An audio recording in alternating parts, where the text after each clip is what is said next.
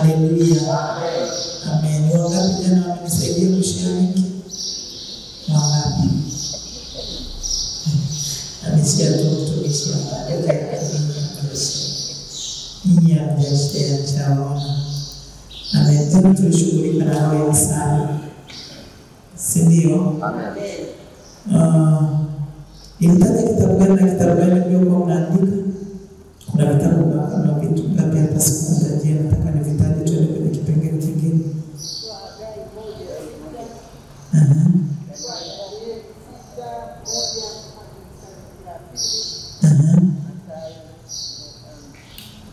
Tuseme haraka kama tuliandika.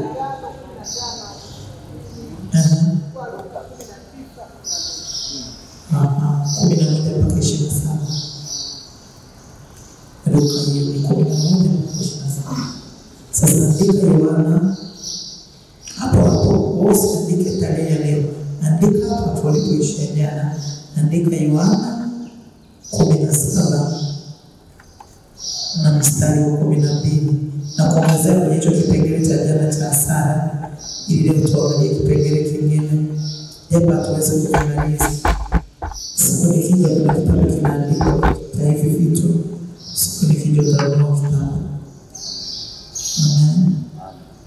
Amen. Yohana 17 mstari wa 12. Yohana 17:12 nasema nilipokuwa pamoja nao mimi naliwalinda kwa jina lako ulilonipa.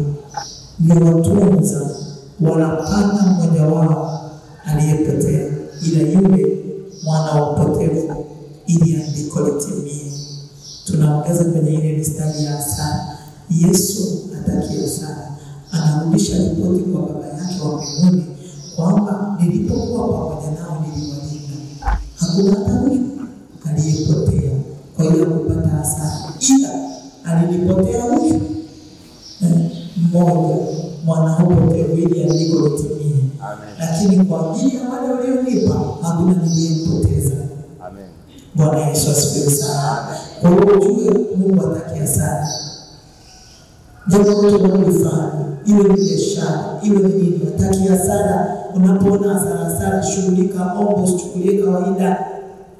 Sawa Amen. Timotheo wa pili sura ya 1 mstari wa 12. Timotheo wa pili sura ya 1 mstari wa 12.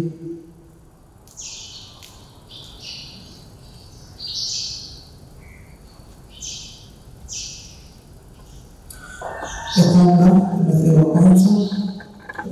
wa pili 1:12 nasema kwa sababu hiyo wanalipatikana na mateso haya wala sitayari, kwa maana najua yeye niliyemwamini na kusadiki ya kwamba anaweza kukilinda kile nilichokiwekea maana kwake hata siku ile. Yani anazidi kutuambia Mtume Paulo kwamba nilipata mateso ili kwamba kile ambacho niliwekea maana kwacho kisipotee. Amen. Kwa Mungu atakia sana yote. Ndio maana nilikwambia hivi, hata watupige mawe, hata wafanye nini, unalazimika kufanya kwa sababu ya kile ambacho Mungu amekiweka ndani. Juzi nilikuwa naongea na mtu nikamwambia, hii ingekuwa ni utumishi huu, ingekuwa ni duka la kwangu nilifungua maana nishafungua. Nishafanyaje? Nishafungua. Kwa sababu eka na mapambano ambayo mtu anakutana nayo na vitu na kurudia. Lakini siku unapojiroga hata kama wazo ukakujia kwamba hivi siniache tu nikae kama wengine, kuna kama ni wengine wanaishi vizuri, mimi zile zote ninazopitia nipumzike. Hicho kibano ambacho nakutana nacho mpaka namwambia baba narudi, ndio nagundua kumbe si kwa ajili yangu, sio mimi nataka kufanya. Ndio Mtume Paulo anatubitishia hapa, anasema kwa sababu hiyo nalipatikana na mateso haya wala sitayari, yani siumii, kwa maana najua kuwa Yeye ndiye mtumaini na kusadiki kwamba hawezi kukilinda kile alichokiweka amana kwake hata siku ile. Bwana Yesu asifiwe. Amen. Amen. Nilikuwa nakuwekea mkazo kwenye kile kipengele cha asali. Sasa leo naandika hivi. Nataka hivi vitu niviseme vyote viwili kwa wakati mmoja. Japo kila kimoja kwenye kitabu kile kimoja kinakuwa kinategemea. Andika hivi: kukataliwa, kusahaulika. Kukataliwa, kusahaulika. Somo letu linasema ni vitu vya kujiombea ili nishinde vizuizi, au vitu vya kujiombea ili niweze kufanikiwa. Tumeomba kuhusu mipaka niliyowekewa. Usiseme kwa sababu mipaka sikuliomba juzi mimi sindiliko. Ukikaa omba, naweza unaomba kusema leo nachukua nusu saa naomba ishirini mipaka, nachukua nusu saa naombea asala. Sasa leo naongeza kipengele kingine, ninaomba roho kusahaulika, roho kukataliwa, ninaomba. Amen. Amen. Haleluya. Haleluya. Amen. Ili kukataliwa au kusahaulika, hakuna mtu anayeweza kufanikiwa kwa peke yake. Bwana Yesu asifiwe. Amen. Yaani hata ninapokuuliza kwamba linki umeshare, hii linki haijitengenezi nikiwa mimi hapa peke yangu. Ninamhitaji wewe kijana hapo. Anarekodi, anaenda kutuma, ndio unakutana na nini? Na kitu ambacho natakiwa ukiona. Mimi hapa peke yangu, nikija hapa nikajubilia, hata kama nyinyi hampo, ninawataka watu watakaoingia kwenye akaunti zangu wakafungua wakaona, ndio nitakachokuwa nikiongea hapo tutakuwa na maana. Kwa hiyo ninawahitaji watu wa kunisikiliza, wapate cha kuwasaidia. Ninamhitaji wewe hapa, uje ukae hapa na wote pamoja kwenye ibada tuweze kupata kitu kutoka kwako. Kwa hiyo unapokataliwa, ina maana unakataliwa na watu. Amen. Ili niweze kufanikiwa kwenye biashara zangu, kwenye masomo, kwenye ninahitaji watu. Kwa nikikataliwa na watu, sina namna ya kufanikiwa. Lakini nikipengela macho, watu watukiombei, na tunafikiri kitu kidogo tu cha kawaida. Ninaonaga tu kama mahali hivi, labda kwa kwenye kikao. Na hasa vikao vya sherehe hizi kama harusi. Mnapanga zile bajeti zile. Tunatafuta mtu wa chakula, tunatafuta mtu wa piti, tunatafuta mtu wa muziki, tunatafuta sijui MC, tunatafuta. Akatokea mtu aseme ni issue ya MC. Tupe Lydia. Amen. Nafikiri hilo jambo tuliache kwanza, hebu tuendelee na jambo jingine. Mkitoka hapo, yule aliyesema jambo tuliache, si kwamba limeachwa, ni kwamba limefunikwa kwa sababu ya uwepo, hautakiwi. Au takiwi. Wanasema hapana, mbona kuna mtu yule yuko vizuri zaidi, tumpe fulani. Lakini kiukweli mkiletwa hapo, unacha zaidi wewe kulikata yule. Lakini kwa sababu kuna roho ya kukataliwa, unajikuta nafasi yako iliyotakiwa upate, unapata mtu mwingine ambaye chini ya kiwango, wewe unanyimwa kwa sababu unakataliwa.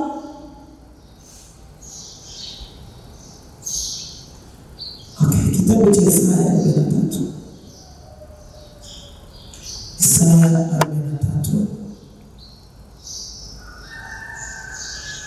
Isaya 43 ule mstari wa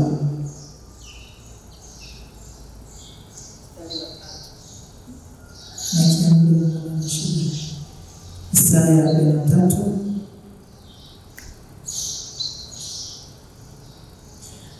Isaya 43 kuanzia mstari wa 4.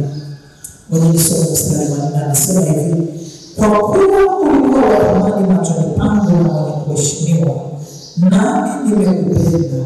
Kwa sababu hiyo nitatoa watu kwa ajili yako na kabila za watu kwa ajili ya maisha yako. Kwa sababu wewe ni wa thamani mbele za Bwana na wewe ni mheshimiwa sana mbele za Bwana. Huku duniani unaweza usiwe na cheo chochote, lakini mbele za Bwana wewe ni mheshimiwa kabisa. Mbingu zinakutambua kama mheshimiwa. Kwa hiyo kwa sababu hiyo wewe thamani, kwa sababu ya heshima, anasema nitatoa watu na kabila za watu kwa ajili ya maisha yako. Amen. Nikupa sikuja hapa kwa sababu nilikuwa nimejua kuna mtu anakuja anawaamka labda niwaunganishe na fulani, si ndio? Mbali na hapa kuna namna ambayo nimejua kakabu vile anatu anafanya kazi nyingi na jua unazofanya, kuna mtu anakuelekeza. Sasa nikikosa mtu anakuelekeza sana kufanikiwa. Amen. Hivi biashara kama unayotumia hata kama nauza mandazi, sitengeneze ile mandazi ni baki ya kama TV. Natengeneza mandazi nikiwa najua kwamba wateja watakuja kununua.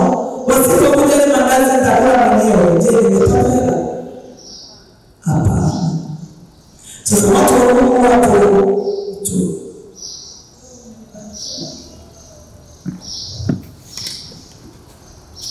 watu wambe tunafikiriaga tu kwamba naweza kufanikiwa tu kivyovyote. Hapana. Lazima kila siku jiombee, Mungu nikutanishe na watu sahihi, nikutanishe na wale waliobeba majibu yangu, ili niweze kufanikiwa. Nahitaji watu ili niweze kufanikiwa kwenye ninachokifanya. Nahitaji watu. Bwana Yesu asifiwe.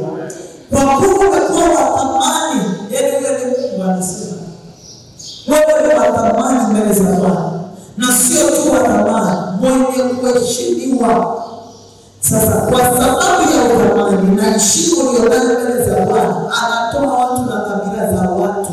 Ndio maana unaweza kujikuta wanasema hivi, kuna undugu si kuzaliwa. Tunasema sana kwa ujasiri. Unaweza kukuta tunanisema kabila lako sio, lakini anabeba jambo lako. Anabeba jambo lako. Anabeba jambo lako na baba.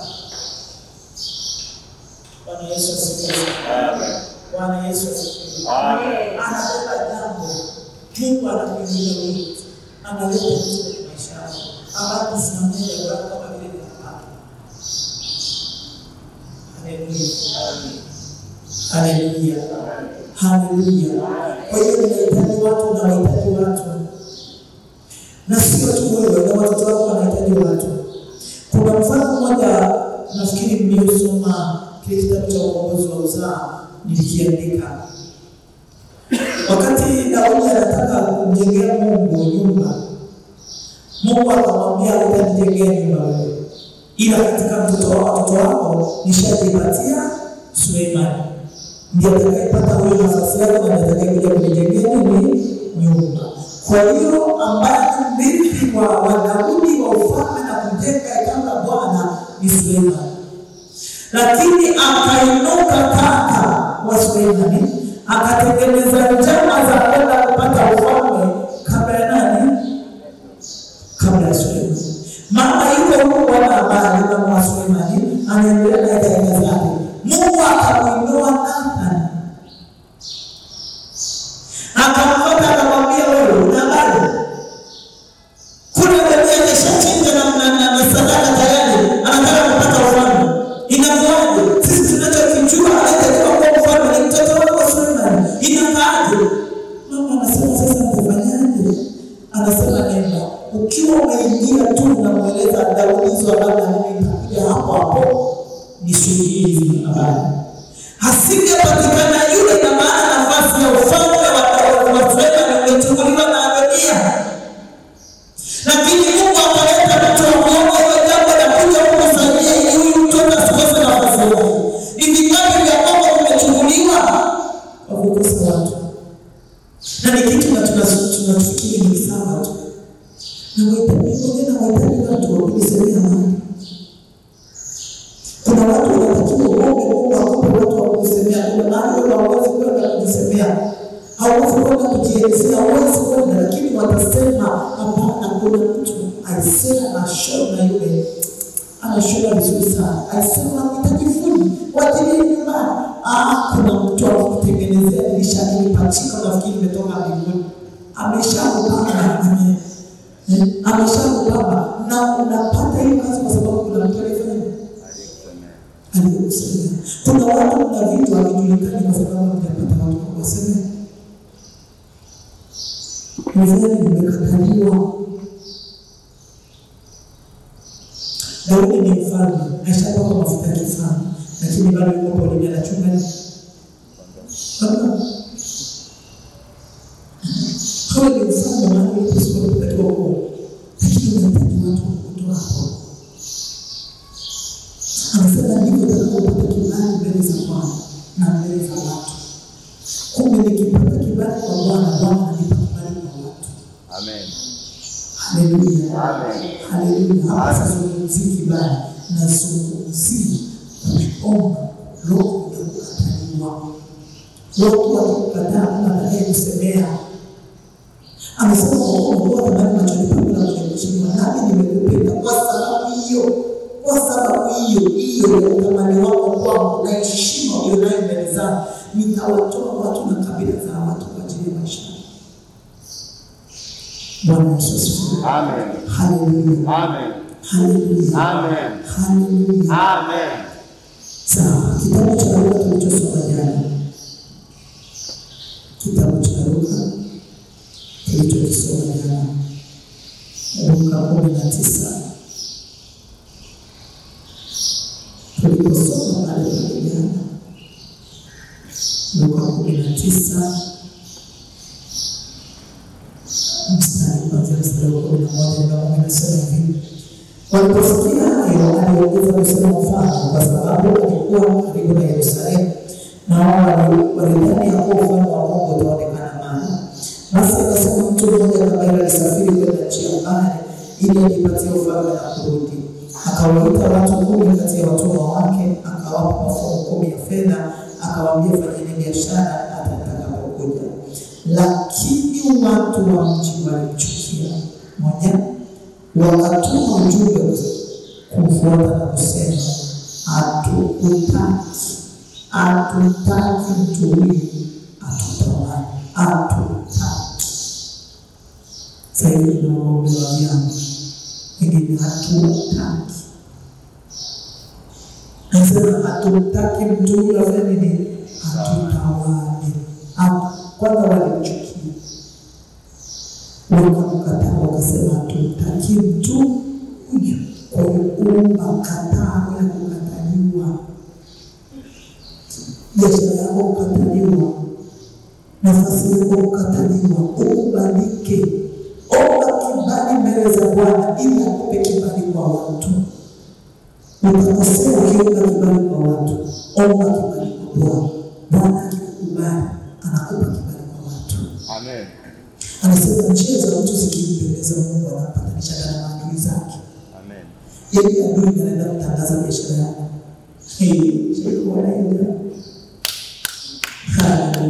Mimi nimelipata hilo. Yeye kuna mtu alikuwa hataki hata kuniona. Alikuwa hataki hata kuniona. Lakini tukutane popote ndiye anaita watumishi. Yaani kama ukitaka semina yako ile moto huyu hapa. Alikuwa adui. Sasa ndio mtangazaji, mpenzi mtangazaji. Haleluya. Haleluya. Haleluya. Kwa hiyo unapoomba jiombee, nimesema ni vitu vya kujiombea. Sasa nikikataliwa nitafanikiwa kweli? Hapana. Kwa kitu muhimu sana cha kujiombea. Haleluya. Amen. Ni kitu cha kufanya nini? Cha kujiombea sana na sio kidogo, sana sana. Angalia kitabu cha Mwanzo. Angalia kitabu cha Mwanzo 40. Na kusomea mstari ya haraka. Vitu vingi na uhakika kwa sababu kesho tutamaliza, tutaweza kumaliza vyote, lakini nikikuachia mistari ya kwenda kubeba utakuwa na mtaji wa kutosha kuomba kwa peke yako. Mwanzo 40 mstari wa 13 na 15. 13-15. Mwanzo 40. Baada ya siku 3 Farao akainua kichwa chake atakurudisha katika kazi yako, na ukampa Farao kikombe mkononi mwake kama desturi ya kwanza walipokuwa mnyweshaji wake. Ila ulikumbuke, naomba nizungumze hapa kabla sijaenda hii mistari. Hapa ni habari ya Yusufu na wale wafanyakazi wa Farao, mnyweshaji na mwokaji. Wameenda gerezani, wamemkuta Yusufu, wamekuta ndoto zimewafadhaisha. Asubuhi wameamka na vizuri. Yusufu anauliza, mbona nyinyi hamchangamki leo? Kuna tatizo? Ndio wanaanza kumweleza walichokiona. Sasa hapa anawapa tafsiri ya ndoto zake. Nasema baada ya siku 3 Farao atainua kichwa chako, atakurudisha katika kazi yako, na utampa Farao kikombe mkononi mwake kama desturi ya kwanza ulipokuwa mnyweshaji wake. Mstari wa 14 anasema, lakini unikumbuke mimi utakapopata mema, ukanifanyie fadhili na kuomba, unitaje mbele ya Farao na kunitoa katika nyumba hii, kwa sababu hakika naliibiwa katika nchi ya Waebrania, wala hapana sikutenda neno lolote hata wanitie gerezani. Haleluya. Amen. Haleluya. Yusufu amewatafsiria ndoto wale watu, lakini anamwambia, unajua huyu mmoja anaenda kufa mtu, lakini wewe ambao unarudi kwenye ile nafasi kuwa ni mmeshaji, ninaomba kisha fika kule unitaje, unisemee. Nikikosa mtu wa kunisemea, mimi sitaweza kwenda kwa rais kule ndani, lakini unaomba kwa nafasi za kwenda, ukifika kule umsemea, mwambie kwamba tulipokuwa gerezani tulikuta kijana hivi, walimuiba yule anayefanya kosa. Anasema usimsahau. Tunasema kusahaulika. Kuna watu umewatendea watu vitu na mkasahaulika. Kuna watu unafanya vitu lakini vimesahaulika, yaani hakuna neno. Yaani hivi jamani, tunaweza kupata wapi hiki kitu jamani? Hivi tunaweza kupata wapi hivi vitu? Wakati huo unaifanya vitu kwa hapo. Umesahaulika hapo, hawakumbuki. Kwa nafikiri ni mwambie sababu mwanzo anaeka. Nina binti yangu, mtoto wa dada yangu, nilimwozesha mwaka jana. Sasa kuna mahali anakofanya kazi, wanashona hizi nguo za maharusi. Jumapili kama mbili zilizopita akanifuata kutoka niulize, binti yetu siku hizi yuko wapi? Nikamwambia yuko pale kwenye ofisi yao. Akasema kwani siku hizi wanaona kile kitu kinataka mzee mbili kubwa kwa tunaona mashira na nini.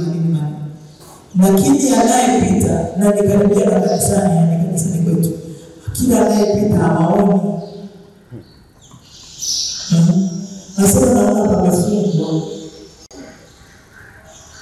Sasa kama wanaona pamefungwa, ndio ile unaweza kuanza kujiuliza, tunapata wapi mtu wa kusuka vizuri kuliko msusi wa kimataifa? Na wao hapa wako unasahaulika kama upo. Biblia inasema kwenye Zaburi, inasema tuliwekwa kwenye makaburi kama watu waliokufa zamani. Ndicho sana watu wanafanya, wanaweza kuchukua biashara yako au jina lako, wanalipeleka kwenye makaburi ya mtu ambaye amekufa zamani, kwamba ambapo huyu mtu aishasahaulika kwenye ukoo wao, yaani hana maana tena. Ndivyo na wewe hivyo. Natakuomba tena kwa kuendeleza. Unasahaulika kabisa. Unakuwa kama mtu ambaye hayupo duniani. Ni Zaburi imeandika siku hii. Baba, umesahaulika kama mtu aliyekufa zamani. Ndio maana Yusufu anasema usije ukanisahau ukitoka ulimwengu. Lakini ngoja nikwambie, ambapo pamoja vile inavyokuwa, hiyo ndio mwanzo wa changamoto. Sasa nisisitize, utakapokusha kuyapata mema usisahau.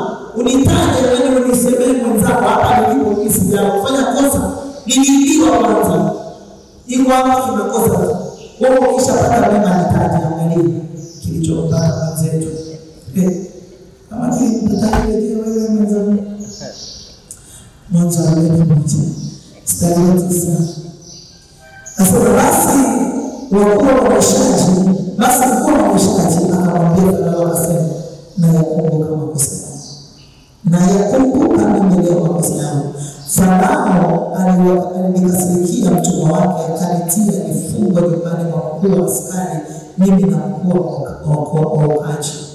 Tukaota ndoto usiku mmoja, mimi na yeye, kila mtu kwa tafsiri ya ndoto yake tukaota. Na huko pamoja nasi palikuwa na kijana Mwebrania mtumishi mkuu wa askari, tukamwadilia yeye akatafsiria ndoto zetu. Akatafsiria kila mtu kama ilivyokuwa. Toka hapa mimi usinisahau na kuomba. Sijaiba, sijafanya kosa, sijabaka kama kosa nilionalo hapa lililoandikwa kwenye jalada. Mimi sijabaka. Kwanza niliibiwa cha kwanza. Hapa penye nimesingiziwa. Kwa hiyo utakapokisha kuyapata mema huko kwenda, usinisahau, ukanisemee vizuri huko kwa rais, ukanisemee mema huko kwa Farao ili niweze kutolewa mimi huko. Na ameenda huko, lakini ngoja niwaambie, unajua vitu vingine Mungu anatengenezaga dini. Anatengenezaga issue ili ajitwalie utukufu kwamba yeye yuko katika jina la Yesu. Amen. Unafikiri kwa nini huyu alisahau? Aliona huyu amemsahau, mimi huyu anatakiwa kutoka muda wa kukaa huko jela umeisha. Na ambaye alitakiwa kutoka mahali ambapo anataka kumuona huyu mtu, hata kwendaje huyu ashasahau. Wewe Farao, hata mtu na usahau hakuna atakakukumbusha. Paka huyu akumbuke kwa salama. Mungu huwa anatengenezaga madini, mimi huwa namwangalia Yesu asee. Yesu shina. Huwa anatengenezaga vitu ambavyo hakuna mwanadamu anayeweza kukuelezea. Hayupo. Yeye hayupo. Ulishawahi kujiuliza? Mungu okay, hapa sisi tuna mchungaji. Mchungaji akija nyumbani kwako, nani anatakiwa kuwa na sadaka? Yaani mchungaji aje nyumbani kwako akwambia mtumishi leo nakuja nyumbani kwako. Ni wewe unatakiwa kuwa na sadaka kwenye ibada au mchungaji anatakiwa aje na sadaka? Ni mimi. Ni wewe. Aha. Ulishawahi kujiuliza kwa nini Mungu alitengeneza tukio la kwamba Samueli beba sadaka nenda kwenye nyumba ya Yese. Wewe beba sadaka nenda kwenye nyumba ya Yese, mimi nataka mtu mle kwenye ile nyumba.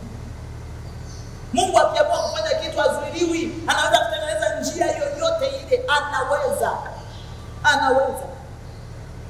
Mungu anamwambia huyu usiendelee kumwombea Farao, anamwambia usiendelee kumwombea huyu Sauli, mimi nishamkataa. Usiendelee kunisi, ila nishajipatia mfalme mimi, yuko kwenye nyumba ya Yesu.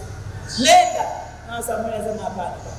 Huyu akijua mimi naenda kule kumtia mafuta mwingine ataniua. Kwa hiyo ndio hilo nalo kuogopesha. Beba kondoo nenda. Wakikuuliza tu sema naenda kutoa dhabihu. Nenda kutoa dhabihu nyumbani kwa mtu. Unaenda kutoa dhabihu. Kabeba sadaka wewe nyumba wanaenda dhabihu hawajui chochote. Amefika amebeba, wanaenda hadi anaenda kutoa dhabihu. Ili tu asife asiuliwe, ili Mungu atimize cha kwake. Mungu anaweza kutengenezea njia yoyote na kufanya chochote kwa namna ya kwake. Na ndio maana alimsaulisha Farao, wewe sahau ndoto hii, hakuna mchawi wako wala mshirikina atakaye kutafsiria. Ili mradi tu niliyewekea za amana yangu ndani ambaye amefungwa na amekaa kwa muda mrefu. Ndivyo ambavyo kazi unayoifanya, kuna watu wengine watashindwa, ila Mungu atainua wewe, atakuinua mpaka uweze kufanikiwa wewe. Ninachokuambia hili hakiko mbali. Mungu mimi ni mfundi anafanya mambo mengi. Kuna kampuni fulani waliita mpaka watu kutoka nchi gani si wapi wameshinda kufanya kile kitu walichokuwa takiwa kukifanya. Hilo lidude limeswagwa kutoka Tanga limeletwa hapa. Limeletwa hapa limefunguliwa, hakuna ambaye aliamini mpaka watu wanatoka nchi za nje huko wanakuja kushuhudia hivi ni kweli limefunguka. Wakiamua kufanya, anafanya azuiliwe na kitu chochote. Jiombee, kataa roho kusaulika, kataa roho kukataliwa. Wakikusahau ndugu yako, tulitakiwa tukukute hapa kesho. Bado uko hapa. Uko tu. Uko kwa sababu hapa siko ulipotakiwa kuwa. Anasema kwenye Mika, anasema ondoka. Mahali hapo sio mara yako. Ondokeni nyanyuka. Hapo ulipo siko unapotakiwa kuwa katika jina la Yesu. Amen. Unatakiwa kuinuka, lakini kwa sababu umesaulika, ni kwa sababu umekataliwa. Watu ambao wangekutaja wamekukataa. Watu ambao wangekukumbuka kwamba fulani jamani alitufanyia jambo fulani wamekusahau. Hao ndio tunatakiwa kuwadai katika jina la Yesu Kristo. Amen. Naomba usimame. Na ni vitu ambavyo hatujiombea, yani tunaona ni vitu sawa tu. Ni sawa tu. Mimi niombe watu wa watu. Unatakiwa kuwadai. Wapo wasaidizi wa kusaidia watu, watokeze waje kukusaidia katika jina la Yesu. Amen. Haleluya. Amen. Haleluya. Amen. Haleluya. Amen. Mungu akuinulie watu watakao kusemea. Hicho kidogo unachokifanya ili kikue, tunahitaji watu watakao tupa mkono wa shirika. Amen. Amen. Mimi vyombo vyote mnavyoona na kuja navyo hapa ni mikono ya watu. Ni watu leo tufanye hiki, ni watu leo tuongeze hiki, ni watu leo tunaonaje tufanye hiki. Kama si watu, ina maana singekuwa napata vyombo. Mama leo kamera hii inaungua, unajikuta na wapata wapi ama mikono ya hela. Na tu vitu ni tudogo, lakini ukituambia bei yake unajikuta kitu. Lakini kwa sababu watu wakikupa mkono wa shirika, kwa nini usahau? Kwa nini ukataliwa? Tumesoma watu wa mji wakamkataa. Okay, wakikataa kwenye mtaa wako, hivyo unapoviuza sumu, karanga sumu, utamuuzia nani? Utavibeba ulete Kinyerezi. Anasema mtakataliwa mjini na mtakataliwa wapi? Mashamba. Na maana kufanikiwa mjini na kufanikiwa wapi? Ina maana kukataa mabibi hata ulete Kinyerezi kukataa. Kwa sababu una roho ya nini? Na ukataliwa.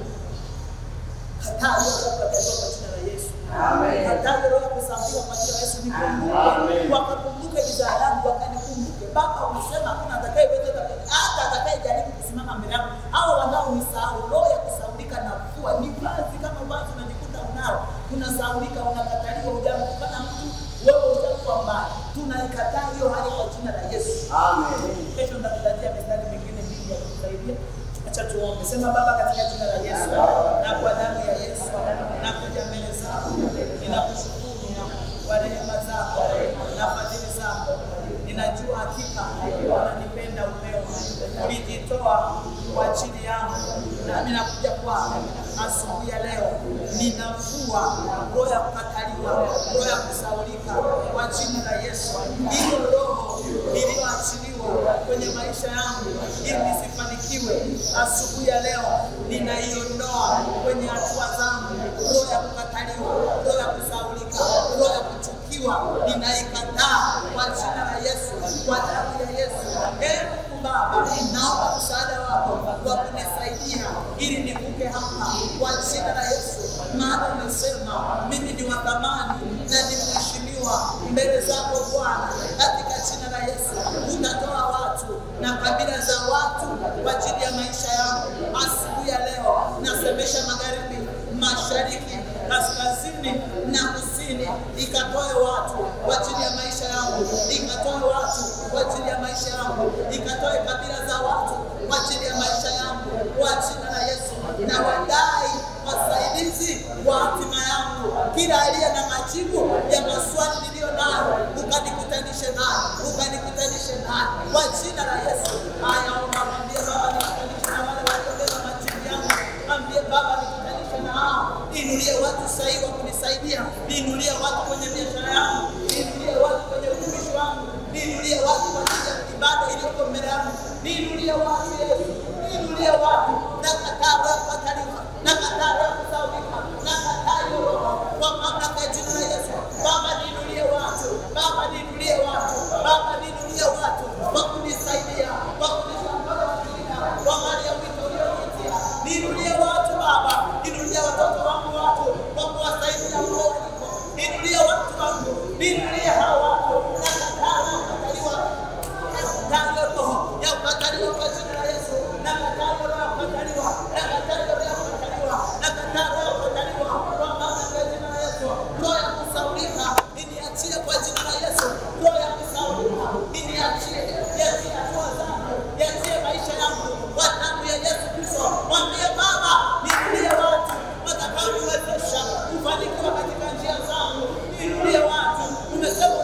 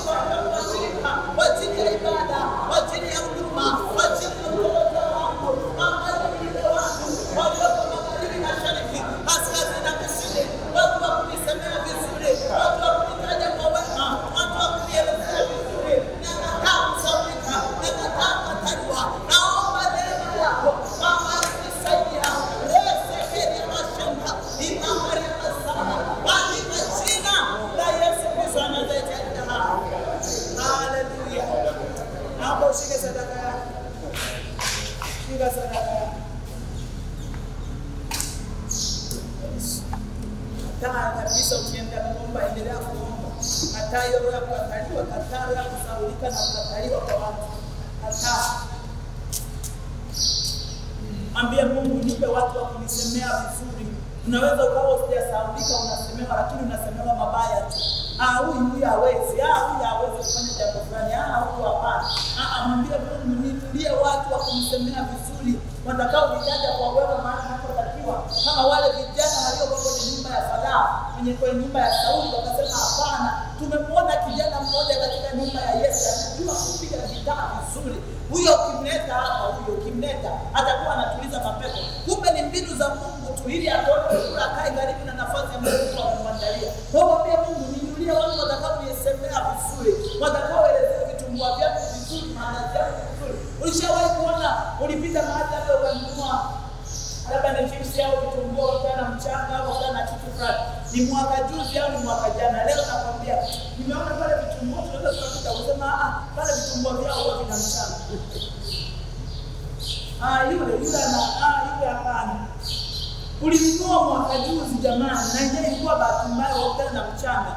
Leo ni miaka 2 iliyopita. Ina maana yule bado kila siku analeta mchanga. Lakini kwa sababu anarudia kukataliwa, watu wa mji walimshamkataa. Unasema hapana, twende kule. Unatuelekeza ng'ambo, twende kule pale vitumbua vyao vina mchanga. Toka hiyo miaka 2 iliyopita ulirudi tena. Au ambiwa ni nini? Amkutana navyo hapo barabarani. Kwa nini? Nisaidie na chips. Jamani tukanunua chips, pale chips zao zimepoa. Maana si ana mambo pale kwa chips. Lakini kwa sababu ameshavishwa vazi la kukataliwa, anasema chips zao pale huwa ni zabari. Ni zabari vizuri mno kipindi kile. Leo hii watu pale wana gesi, wana umeme, watatupashia, lakini kwa sababu roho ya kukataliwa, watu wa mji wakamkataa, watu wakamchukia. Ndio maana Yesu aliwaambia wana wa Israeli, utakieni amani mji ule ambao umetwaliwa kwa watumwa, katika amani yako na nyinyi mtapata amani. Ombea maeneo yako nayo yakaa. Mahali unapofanya biashara, watu wa eneo lile wakukubali, wakuitikie, mbingu na nchi za hapo zinakuitikie ili upate kufanikiwa. Wakikukataa una namna ya kufanikiwa. Watakusemea mabaya. Yule akitengeneza vioo vinapasua siku hiyo hiyo. Yeye ndiye anayetaka.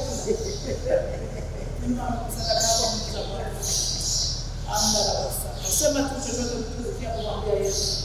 Baba, tunakushukuru kwa zaidi. Unayetupenda sana. Uliyekufa kwa ajili yetu. Ulikubali kuangikwa ili sisi tuwe huru. Ulikubali kudhalilika ili tusidhalilike. Ulikubali kuaibishwa ili tusiaibike. Ndivyo na tunakataa siku ya leo roho ya kusahaulika na kukataliwa na kudhalilika na kuaibishwa kwa jina la Yesu. Ile neema yako na kibali chako kiambatane nasi. Ile sadaka ya damu yako iliyomwagika pale msalabani iwe nasi tena asubuhi ya leo. Tukijingamanisha na sadaka tulizozibeba mkononi. Umesema hazina ya mtiririko ndiko na moyo wako utakapokuwa. Baba, tunajipatanisha na mbingu za kwako. Ukatukubali kwa mtakatifu, ukatuitikie tena. Ukatufadhili asubuhi ya leo tunapotoka na tunapoingia. Ukawa mlinzi wetu, mazingira yetu, malango na nyumba zetu, watoto wetu, ndoa zetu, biashara zetu. Pia atakapokuwa tulivyo na wewe. Mambo ya Mungu atakapokwenda na Mungu kuokolewa. Baba, ukatuokoe na mabaya yote. Tuepushe na tabu miharibuyo. Na kila mishale leo umesema jua litakupiga mchana. Ndivyo tunachukua kila mishale iliyoelezwa kupita kwenye mchana wa leo. Mishale yote igeuke kuwa mtu, iwarudie wao. Kwa jina la Yesu. Baba, tunakusihi katika damu ya Yesu. Tubariki, tulinde, tutunze. Kwa heshima ya jina lako Mwokozi wetu. Amen.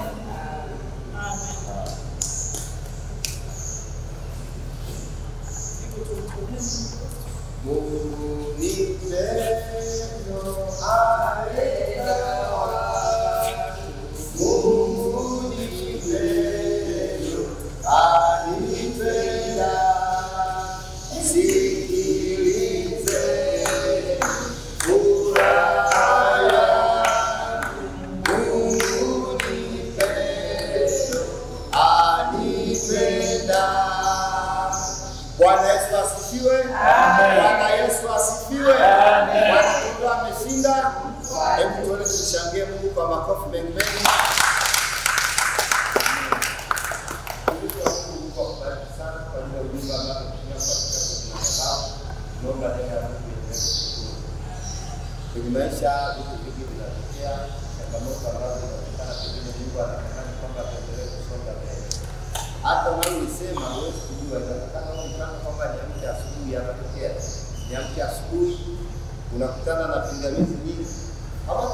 tunapata hivyo vitu. Ni adui inawezekana alikuwa amekusudia kwamba aweke sababu, lakini Mungu naye namna kidogo.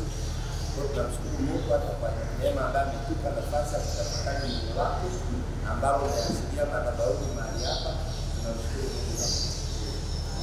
Bwana Yesu asifiwe. Amen. Bwana Yesu asifiwe.